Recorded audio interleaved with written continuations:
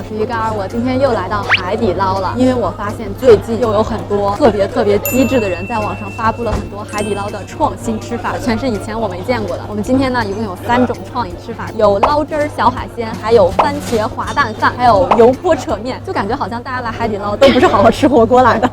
我们点了4宫格，这个辣的呢是我们自己想吃的，这个番茄锅呢，今天会用它做一个番茄滑蛋捞饭，然后呢，另外加2个清水锅，这个清水锅我备注多加了几片姜片，这个待会儿我们是用来做煮海鲜、捞汁儿小海鲜的。其实我觉得大家如果2个人来吃海底捞的话，没有必要点双拼啦，因为你点4宫格的话，2个锅底加起来要比双拼的2个锅底的价钱加起来便宜很多。然后你用清水锅还能煮一些面呀、海鲜呀这种，就是不太需要有太多味道、其他味道侵入的一些食材。这2个清水锅还是不要钱的，多么划算呀！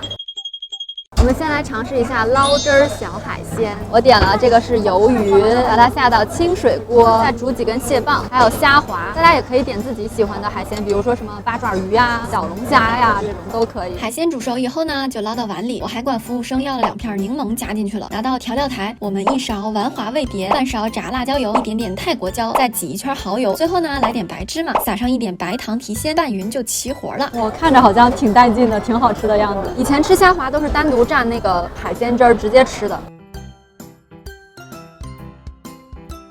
好吃！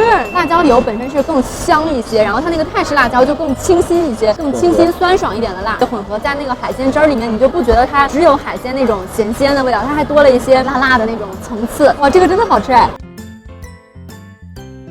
我看有一些宝宝在吃海鲜的时候还会搭配那个麻酱嘛，但其实麻酱会掩盖掉海鲜很多自己本身的那个味道。但是你如果按照今天的方法调一下的话，就真的像一盘精品调制出来的海鲜菜一样的那种感觉。好吃死了！我没有想象到在火锅店能吃到这种味道。这个蟹棒里面因为很多褶皱嘛，它会炸很多汤汁。我觉得大家以后就是如果吃海鲜类的都可以按照这个方式调，真的很不一样的风味，很好吃。我们现在要试一下第2个番茄滑蛋捞饭。我们点这个番茄锅的时候呢，有特意备注特浓以及加番茄的选项，这些都是不要钱的，完全根据你的口味来。2颗鸡蛋。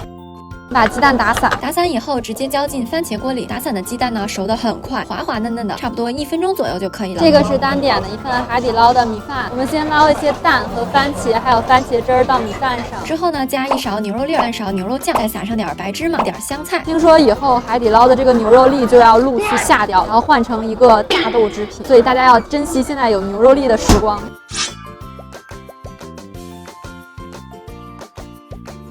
哇，好吃哎！我第一次尝试牛肉酱和这个番茄滑蛋的一个搭配，然后它这个番茄的味道是浸在那个汤汁里的嘛，然后汤汁浇在米饭上，你就感觉每一口米饭都吸足了那个番茄的汤汁。因为汤底呢，它除了番茄的底味，它是没有加额外的佐料的。这时候呢，加一点牛肉酱就刚好能增加它的整体风味。鸡蛋打散放进去之后，就不要等太久，就趁它滑滑嫩嫩的时候捞出来，就感觉吸溜溜的就吸进你嘴里。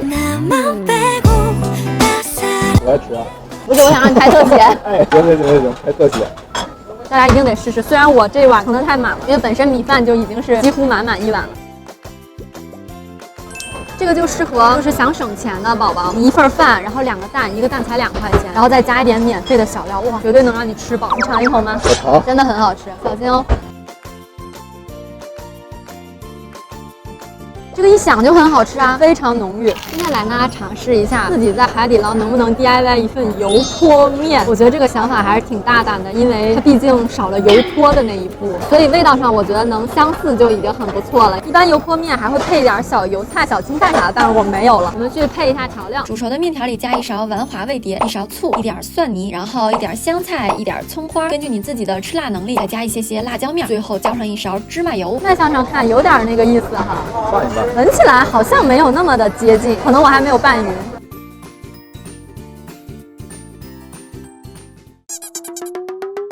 这个不像油泼面，跟油泼面我觉得差的还挺远。一个是它的醋味有一点太抢眼了，比例可能也不太对。再一个，它那个芝麻油跟那个热的辣椒油的香味还是差的挺多的。芝麻油更多是那种油油的感觉，但是辣椒油感觉泼出来之后有那种稍微带一点点糊吗？那炸出来的那种油烟味的那种气味，它这里面是没有。所以我觉得差的还是是有一点多的。这个调味的方法其实是可以这样去吃一碗面，它就是海鲜的底味，然后再加一点点醋的酸味，再加一点点辣味，其实整体的调味还是比较过关，但是跟油泼面确实不太像。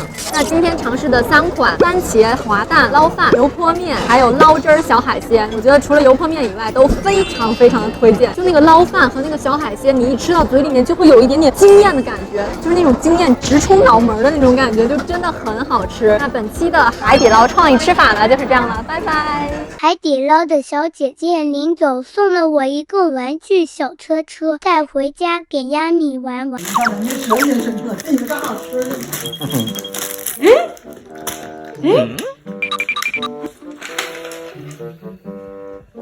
你退半步的动作认真的吗？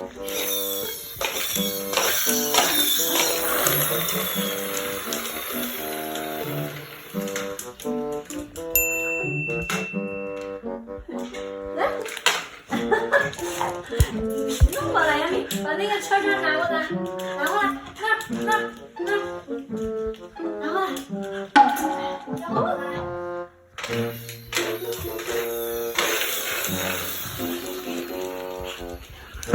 不会玩儿。